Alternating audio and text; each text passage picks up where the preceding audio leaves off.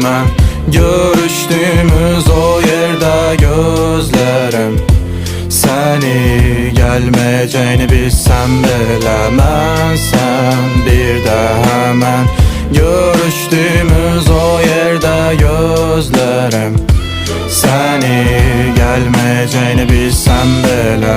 Səhifələr tükənir, amma həvəsim yox. İçimdəki uşağın bildiyi rənglər ağ və boz. Bugün hər şeyin bitdiyi gün idi. Ruhsuz bədənindən hələm xəbər yox. Gün ışın oxşuyub zamanla qansız xisləti və nə sevginə dönməyinə artıq gərək yox.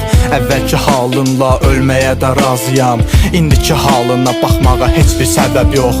Gözlərinin rəngi ilə qurmuşdum bir gələcək. Əminəm etdiklərin bir gün sənə dönəcək. Deyirdin yazdıqlarının varmı mənası? Mənası sənsən, hər sətrim səndən deyəcək. Mən sən bir də hemen görüştüğümüz o yerde gözlerim seni gelmeyeceğini bilsem bilemem. Sen bir de hemen görüştüğümüz o yerde gözlerim seni gelmeyeceğini bilsem bile. Suallarla dolu bir qarışıq qutuyam. Sanki Tanrının əlatsız, dilsiz quluyam. Fikirlərimiz ayrı idi, gəldim yolun sonuna. Sanki əcəl idi bizim yolumuzu ayıran. Hər küçədə var idi səninlə olan izlərim. Əllərimdən axıb gedən zamanları izlədim. Bilməsən də səndə olan hər xatirə üçün mən hər doğum günümdə hər şey təkrarlansın istədim.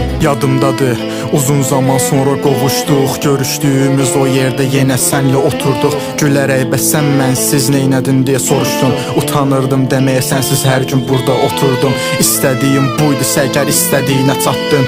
Sənlə olan hər şəklimə dəfələrlə baxdın. Bilirdin ki gələcəm hər səsini eşidəndə, amma dünən eşitmədən məzarımda yatdın. Ben sen bir de hemen görüştüğümüz o yerde gözlerim seni gelmeyeceğini bilsem bilemem. Sen bir de hemen görüştüğümüz o yerde gözlerim seni gelmeyeceğini bilsem bile.